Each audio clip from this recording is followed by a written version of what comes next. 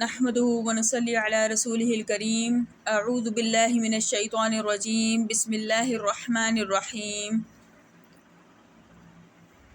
یا نساء النبی لستن كأحد من النساء ان اتقیتن فلا تخضعن بالقول فيطمع الذي في قلبه مرض وقلن قولا معروفا۔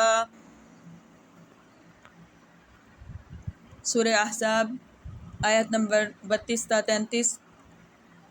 ترجمہ: اے نبی کی بیویوں، تم دوسری عورتوں کی طرح نہیں ہو۔ اگر اللہ سے ڈرتی ہو تو بات میں ایسی نرمی نہ کرو کہ وہ شخص لالچ میں پڑ جائے جس کے دل میں کوئی مرض ہو، اور اچھی اور معروف درمیانے طریقے سے بات کہو۔ السلام علیکم ورحمۃ اللہ وبرکاتہ۔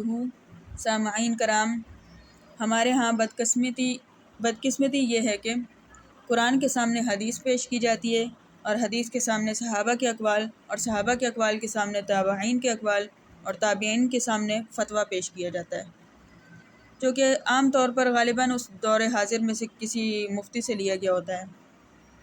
آپ یوں سمجھیں، جب ان کو قرآن سے دلائل دیے جاتے ہیں تو یہ حدیث لے کر آ جاتے ہیں، اور جب حدیث سے دلائل دیے جاتے ہیں تو پھر اسی طرح سے بالترتیب، جس طرح سے میں نے پہلے کہا کہ فلاں فلاں چیزیں یہ سامنے لاتے رہتے ہیں۔ اور حدیث بھی ظاہر ہے جو قرآن کے سامنے دلیل بن کے کھڑی ہو جائے مخالف طور پر، تو ظاہر ہے وہ بالکل من گھڑت، ضعیف اور موضوعی ہو سکتی ہے، جو قرآن کے خلاف ہے بالکل۔ اسی طرح بالترتیب جو چیزیں میں نے ذکر کی ہیں بالترتیب کرتے ہیں۔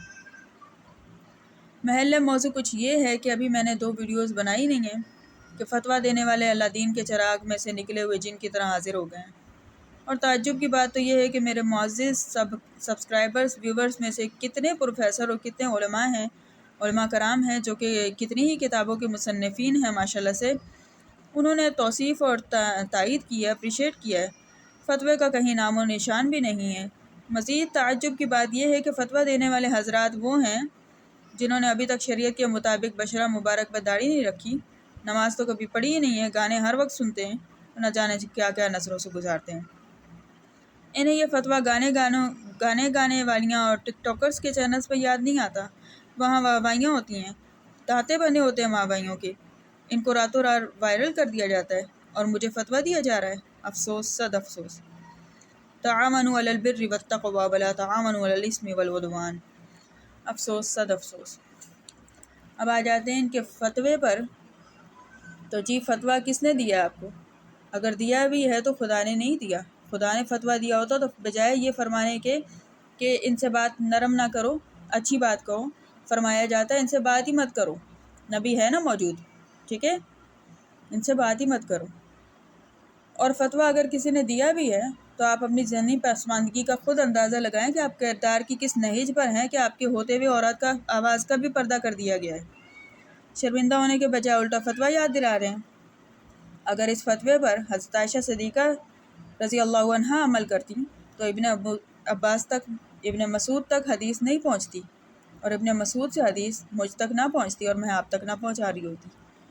رہی بات میری، تو میں تقریباً 2 سال سے سوشل میڈیا پر ہوں۔ مجھے لوگوں نے بار بار، میری فیملی نے انسسٹ کیا، تب جا کے میں سارے فتووں پر غور کر کے اپنی آواز دینے کا میں نے سوچا۔ یہ آواز بھی ایڈٹ نہیں ہے، اور نہ ہی اس میں کسی قسم کی لچک ہے، نہ خوبصورتی بنائی گئی ہے، اور اس کے باوجود بھی اگر آپ کا فتویٰ متحرک ہے، بدستور متحرک ہے، تو آپ کا تو پھر اللہ ہی حافظ ہے۔ میری راہ میں رکاوٹ نہ بنیں، نہ بننے کی کوشش کریں، شیطان کا کام نہ کریں۔ مدد نہیں کر سکتے تو راہ میں رکاوٹ بھی نہ بنیں۔ یہ سب میرے معزز سامعین کے لیے نہیں ہے، ابھرتے ہوئے نقادین کے لیے ہے، جنہوں نے اسلام کی شہزادیاں ہی تنقید کا مرکز معلوم ہوتی ہیں جن کو۔ جزاک اللہ خیرہ۔